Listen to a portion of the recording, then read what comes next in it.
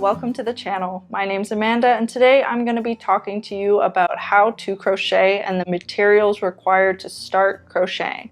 Let's get started.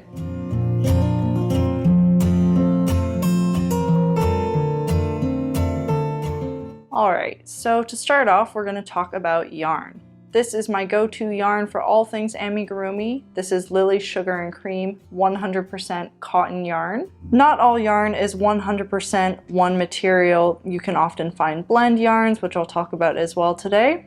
On the label you can also read the size or weight of your yarn. This is medium 4 or worsted weight yarn. It also gives you a recommended sizing if you're using this yarn to knit.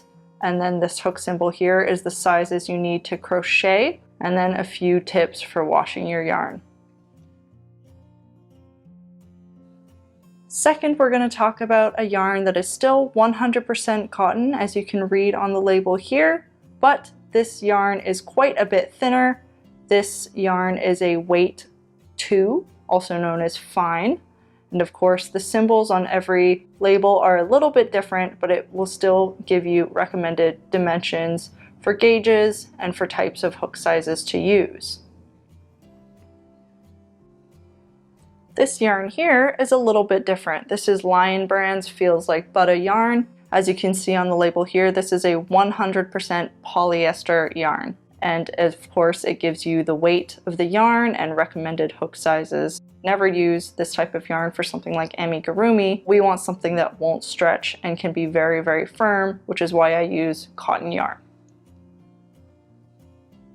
The next type of yarn we're going to talk about today is fancy yarn. I recommend practicing a lot with regular types of yarn before you transition to something like this fuzzy type of yarn, as it is very hard to work with and see. You mostly have to go with feel with yarn like this unless you're using a very big hook so your stitches are easy to see. The next type of yarn we're going to talk about is this Lion Brand Wool Ease Thick and Quick. This yarn is great for making winter projects. If you live in a place that's a little bit cooler, I highly recommend it. This yarn is not too expensive, so it's a great option if you're looking to make quick projects and learn how to crochet or knit some bigger items. This yarn is a wool and acrylic blend. As you can see here, it is 80% acrylic and 20% wool. I personally do not recommend acrylic yarn unless it is a high quality soft acrylic yarn. When I first started out, I went to the dollar store and bought a bunch of cheap acrylic yarn, and I ended up throwing it all out maybe a couple months down the road because it was impossible to work with. My projects didn't look good and they didn't feel good. This is also a super bulky or size 6 weight yarn. It is much thicker in comparison to our size 4 worsted weight or the size 2, which is sometimes referred to as sock yarn as well. As you can see, this yarn is worked with a 9mm crochet hook. Also a good tip when buying yarn, especially if you're looking to buy several skeins for a project such as a scarf, where you'll be using all the yarn in one project, is to look at the lot number on a tag. The lot number allows you to find a few skeins that came from the same dyeing batch. There will be slight differences in the color due to the dyeing process. So if you really want to make sure your entire project is cohesive, make sure you look for the lot number.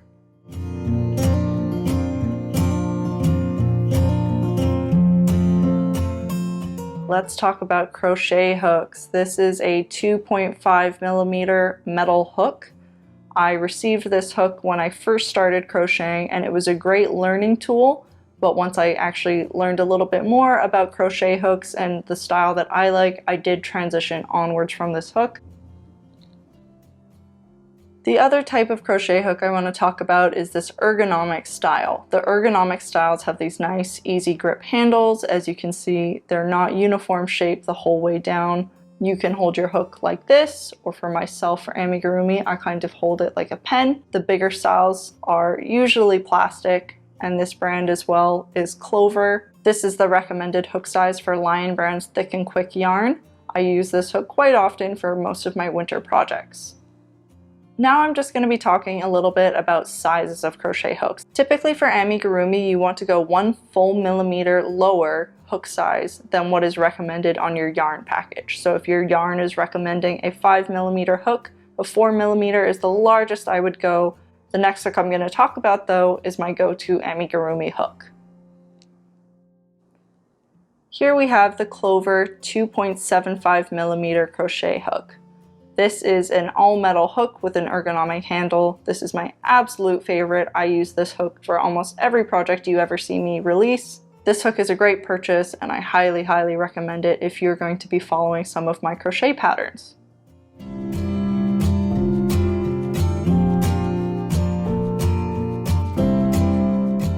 The next thing you'll need is a yarn needle.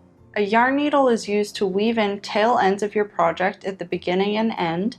If you're working on amigurumi, a yarn or darning needle is especially important as it is used to sew all the pieces of your project together. When looking for a yarn needle, please pick out a blunt tip needle. I'll give you a demonstration as to why a sharp tip needle is not optimal for most crochet projects. As you can see here, the downside of a sharp tip needle is you may get part of a thread when you're trying to go through a thread entirely. Instead, if you already have a sharp tip needle on hand, I recommend that you take your needle and push it through your stitch backwards like so. Just be very careful not to pierce your hand as you pull the needle through, as this method is a little bit more dangerous, but it makes sure you have a clean pull through every time.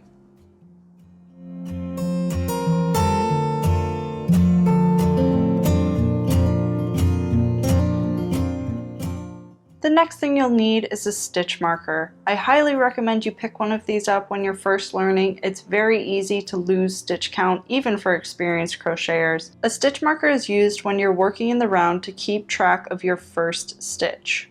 The final thing you need to start crocheting is simply a pair of scissors to cut your yarn. And there you have it, guys. Those were all the materials required to start crocheting. I'm going to be releasing a few more tutorials in the future showing basic stitches such as this here, which is a single crochet. If you'd like to see more content, please subscribe, leave a like if you enjoyed the video, leave a comment down below if there's any tutorials you'd like me to share in the future. Thanks so much for watching. We'll see you in the next one.